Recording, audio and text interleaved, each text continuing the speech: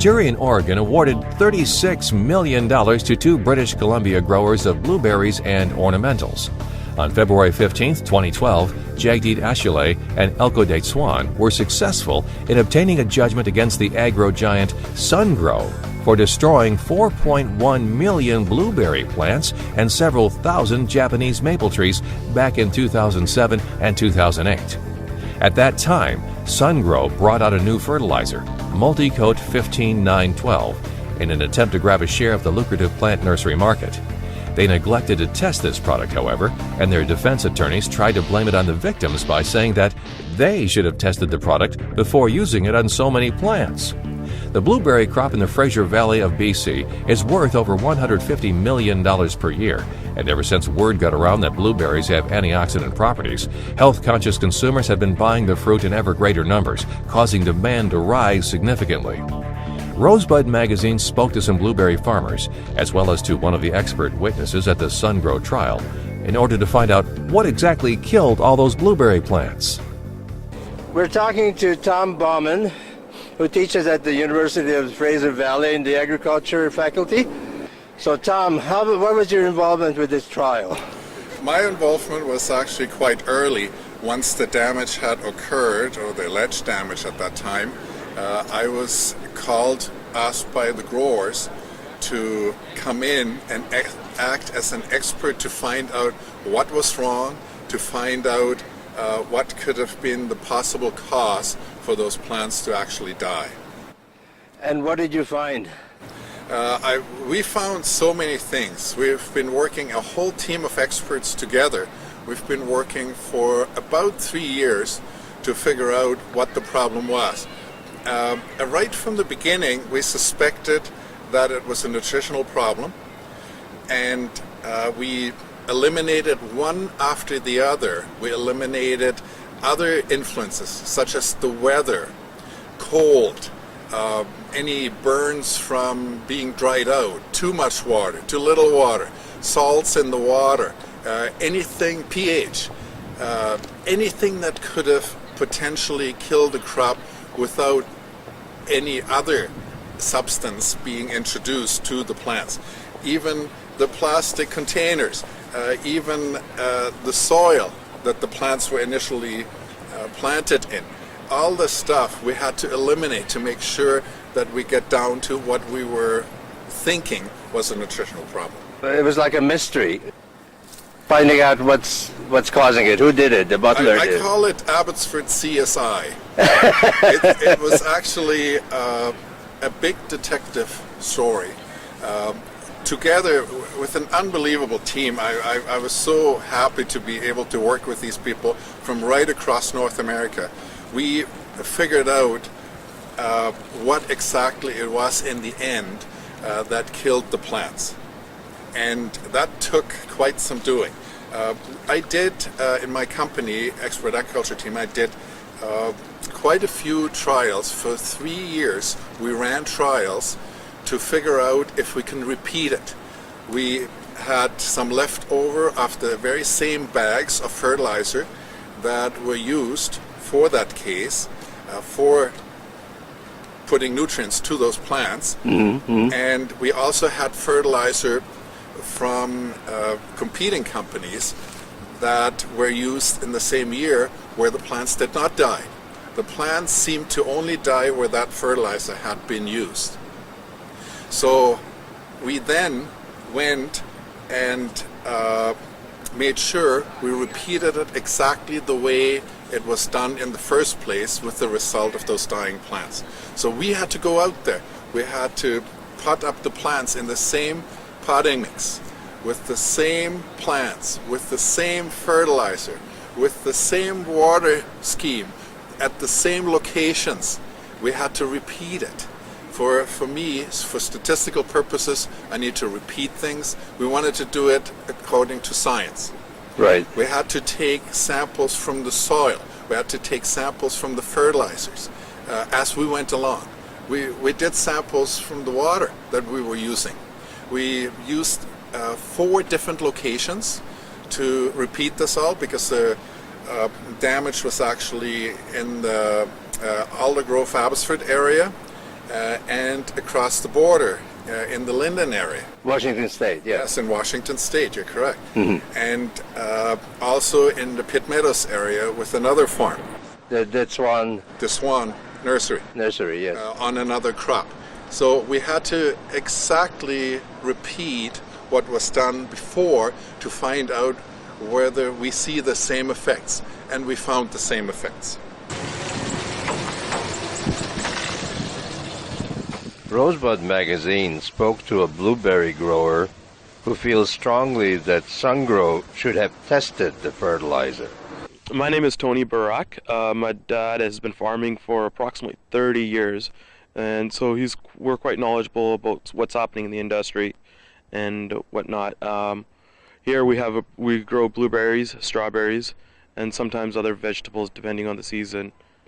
This particular parcel is about 50 acres. In total, we have about 350 acres. Out of the 350, 250 are blueberries. We have just under 100 acres of strawberries just across this road right there. Since when we planted them, they were a year old. Usually you have to wait about 3 years before you actually can get a profitable crop on them. Usually you spend the first 3 years just maintaining them, looking after them, pruning them to make sure that they grow right and well and healthy.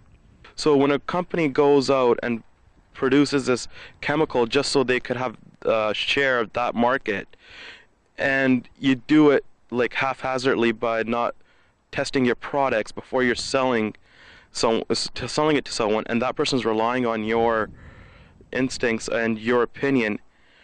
I was kind of like, first of all, on the company SunGrow, they should have, if they're going to jump into a market, test your products, make sure they're good and that they're safe for not only your consumers but for people later on, and not having high content of certain chemicals in there. We did tissue samples. We did all of this stuff that I've just talked about. Yes. We sent that in to the experts, to various different labs, to make sure we repeat it and make sure that one lab doesn't all of a sudden have different results than the other. We send it most of our information to QAL lab in Florida, and they analyzed not only soil samples and fertilizer samples, they also analyzed leaf samples that we gave to them. So it was a whole team. What I did with my team, we did the actual growing, the actual trying to repeat what had happened. And our data that we created and our samples that we created, we sent those off by courier. We filmed it all. We took pictures and all of this kind of stuff, as the lawyers advised us to do, and sent that off. All that information was then later compiled into various reports from the different experts, including myself, and that became evidence in the trial. Let's see what another grower has to say about accountability. Hi, my name is Heather Cameron, and this is my farm, Missing Goat Organic Blueberry Farm. It's 100% organic. Yes, we're fully certified. 2011 of May, we became certified organic. What do you feed your plants? We spray them with a fish fertilizer, and we put it in a backpack and do a foliar spray. Okay. And we do that about 5 times a year. So we bought this farm 13 years ago, like I said, and they were about 45 years old. So I've never planted a brand new little bush, so I couldn't tell you. But now these are about 60 years old now. 60-year-old yeah, plants. And they're amazing, and every year they get better. And I've been told, and I'm thinking this is true, that a blueberry bush peaks at 100. You've heard about this case about SunGrow supplying bad fertilizer to blueberry growers in the Fraser Valley. Mm-hmm. How would you feel if your fertilizer turned out to be harming your plants? Well, yeah, I'd be upset, obviously. I mean, if it killed his plants, right? It killed 4.1 million plants. Yeah, so, I mean, to start from scratch, good for him. And people, well, because I'm an organic farmer, I'm also people need to be held accountable for what they're putting into your food, what they're putting on your bushes. The fact that I have to pay outrageous fees and I have to list and keep stacks of bookwork so that people know that I'm doing it properly and people know that my food is healthy and safe, versus the people across the street and everywhere else, they don't keep bookwork. Nobody knows what's going on in their food. They're not held accountable. You can go and buy dirt cheap blueberries in the summer versus mine, which are maybe not dirt cheap, but they're organic and they're healthy. It should be the other way around. They should be keeping bookwork. You should be able to know what they're spraying on your food versus me. It's just, they should be held accountable, I think. Instead of the organic farmers, yes, we're doing everything right and we keep our bookwork and that's fine, but we're paying crazy fees every year and they're not, and people are eating their food more than ours and they don't know what's on it. So for a fertilizer company to mess up and actually kill somebody's stock, they need to be held accountable, and obviously they have been. So. And then we met the next thing that happened. Okay, Tom, you're on in 2 months.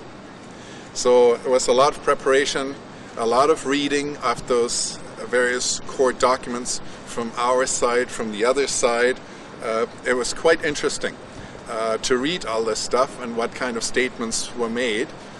And then it was my time to shine for 2 days in court in front of 14 jurors, the judge to my right-hand side, and 5 lawyers to the left. And a few spectators, probably mostly people that were involved in this litigation, owners of the various companies. Well, my name is Bob Fisher and I farm blueberries. We have fresh fruit markets where we cater to. We ship our berries all over the place, Calgary, Vancouver Island. We got a pretty lucrative market. All the cruise ships that leave Vancouver have our blueberries on them. How many years have you been farming blueberries at this location? This is going on 32 years now. Wow. Yeah, 32 years. We took over it's a family operation. My mother and father started this, and then I kind of picked it up. Now, you've heard about this lawsuit at JRT Nurseries, the judgment, $36 million? Yes, I heard of it. Yeah, what do you think about that? I think it's wonderful for them. You think it's wonderful for the growers? Yes. And what do you think about SunGrow supplying them with really bad product? Well, that's what they're paying for. That's what they're paying for. I don't think that's a good sign at all. They obviously didn't do their homework when they were putting that fertilizer concoction together. You got 10 acres here? I have 10 acres here, yes. And in another location you got some more? I lease another 25 acres. Another 25, so 35 acres altogether. That's correct. Okay. And how is the blueberry business overall? I have to say it's good, but there's bad years and there's good years. Right now we're going through a phase where everybody's jumped on the bandwagon and planted blueberries. It doesn't matter where you go, there's blueberries planted everywhere. And now all of a sudden, instead of dealing with, 45, 50 million pounds of blueberries, we're now dealing with 100. We now have approximately 20,000 acres of blueberries, not all of them in production. It takes 2 years of just the plant to develop, and then we're starting to actually harvest the plants. So, or the fruit, I should say, not the plants. 20,000 acres will give us right now, last year in 2011, we had approximately 90 million pounds that we produced. 90 million pounds. 90 million pounds. Wow. So that is enormous. A little bit more than half of it is fresh and the other goes processed. And processed means many things. Frozen, juice, jam, what have you. Any kind of product where people put some more hands on it and do something different with it, rather than fresh in clamshells or in baskets, etc. SunGrow's problem, you're getting back to that one again. I mean, this guy he's been propagating plants to make new plants. Right? In a nursery. And then all of a sudden he's fed all this garbage that's killing all his plants. So it's obviously affected his mother plants that he's taking these cuttings from. Right? Right. So yeah, I think that 36 million is more than justified. Exactly. Because this guy's suffering. It's going to take him at least 6 years to get back to where he was before. Now these plants, you say they're around what, 60 years old? Did you say? My plants here? Yeah. Yeah, they're over 50 now. Over 50. Yeah. And how many good years does a blueberry plant have? Well, if you look after them, they'll last forever. Forever. Yeah. Oh, You got to okay. keep them nurtured, keep them fed, prune them properly, Uh-huh. and they'll last. Now getting back to the trial, the Butler did it actually. It was boron, wasn't it? 7 times the basic level of boron. That's a statement in the newspaper, and various statements made said it was the boron, and it said it's 7 times the boron. It's not as easy as that. There were many other factors that played a role, but because that is still an ongoing case, and I don't want to get into more of the detail of that. Now, okay, without getting into the detail of this particular thing, what does boron do for a plant, a blueberry plant? Why do you need boron in the first place? Okay, why do we need boron in the first place is because it is one of the 16 essential nutrients that we need. Boron itself is an essential nutrient, I've said just a minute ago, and because it is an essential nutrient, we need it somewhere in the plant. If we don't have it in the plant, we will get boron deficiency and the plant will die. Right. If we have more than 2-3 times too much of it, because it's a micronutrient, all of a sudden it gets toxic. It's not like nitrogen, you can pile and pile and pile and pile, and eventually you get in your lawn, you also get those delightful spots of brown because you put too much nitrogen on there, or too much salt altogether with the fertilizer on there. And that with boron is a little bit different because it's a micronutrient. It takes a very little bit on the low side and the plants will suffer. A little bit on the high side, the plants will suffer. A little bit more, less, and the plant will die. A little bit more, and the plants will die. Right. So it's a very tiny range where boron is at its optimum, and outside of that range, it just doesn't do well for the plant. Boron, by the way, is used by the plant in its reproductive apparatus. There was also another talk of iron being involved in some way. How was iron involved? Iron and a few other micronutrients were involved in this case. And again, I don't want to go into the details of that because I'm pretty sure I'm going to get asked in front of a judge again I see. that. So I don't want to go into that. But yes, basically what one of the experts said is there was a toxic mix of different things that came together. I see. We noted that nitrogen spiked in some of the samples, and that would be a macronutrient, one that we use a lot of. And iron, we had some problems with. We had some problems with zinc, for instance, and a whole bunch of other nutrients that are not on the list of nutrients that we actually need for the plant. So they came from a specific portion of that fertilizer.